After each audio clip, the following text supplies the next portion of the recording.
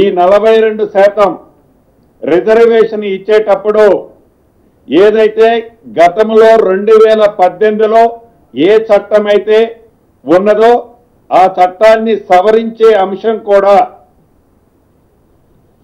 ఈరోజు కేబినెట్లో ఈ 42%ని ఇంప్లిమెంట్ చేయటం కోసం ఆర్డినెన్స్ ద్వారా ఆ చట్టాన్ని కూడా సవరించే విధంగా కేబినెట్ ఆమోదించడం జరిగింది. అదే రకంగా రాష్ట్రంలో ప్రతిష్టాత్మకంగా ఉన్న 2 ఎడ్యుకేషనల్ ఇన్స్టిట్యూషన్స్ ని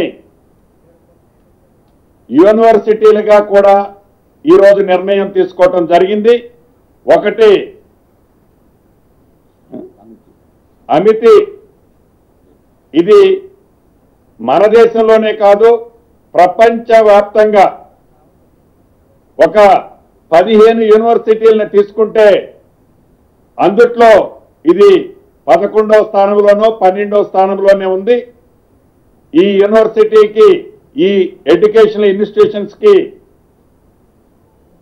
రాష్ట్ర ప్రభుత్వం యూనివర్సిటీగా, దీంతో పాటు Saint Mary rehabilitation education institution కూడా యూనివర్సిటీగా ఈ రెండింటిని గుర్తించడం జరిగింది. రాష్ట్ర కేబినెట్ ఆమోదించడం జరిగింది.